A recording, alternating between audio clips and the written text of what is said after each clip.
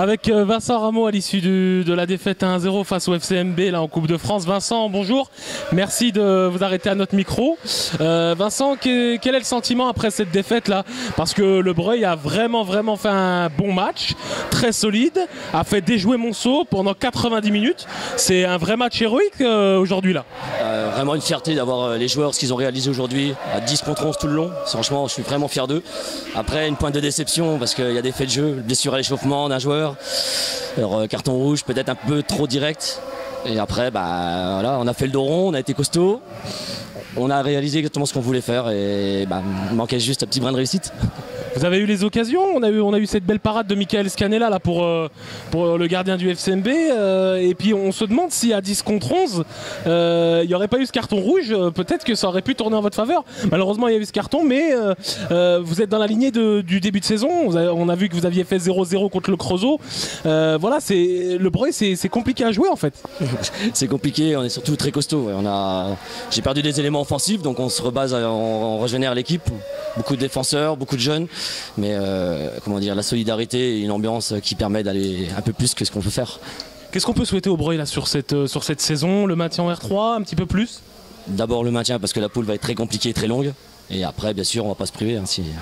L'objectif, c'est toujours d'aller voir plus haut. Merci beaucoup Vincent.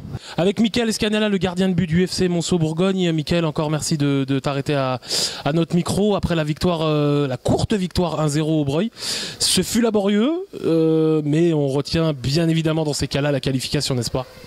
Ouais, voilà, après on sait que c'est la Coupe de France. Les premiers tours sont toujours difficiles parce qu'on vient dans entre guillemets un plus petit club. Voilà, il y a l'environnement, c'est festif, c'est une bande de potes, il y a la hargne. Donc c'est vrai qu'il n'y a plus de niveau sur un match comme ça. Voilà. Le plus important, comme je dis, c'est de passer. On ne s'en souviendra plus. Voilà. On aura passé un tour et puis maintenant il faut se concentrer sur samedi et la réception de Morteau. Justement, Morteau-Montbon qui arrive là, c'est un peu le promu surprise. Ils ont fait beaucoup de résultats, notamment au Serre, le match nul contre le Racing.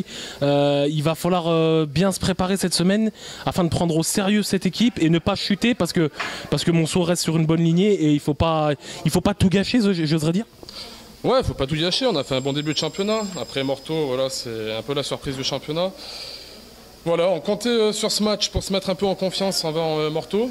C'est pas fait, c'est pas grave, on va se consoler en se disant qu'on est qualifié et puis vite se remettre au boulot dès lundi là pour bien entamer le match à la maison et puis viser le podium.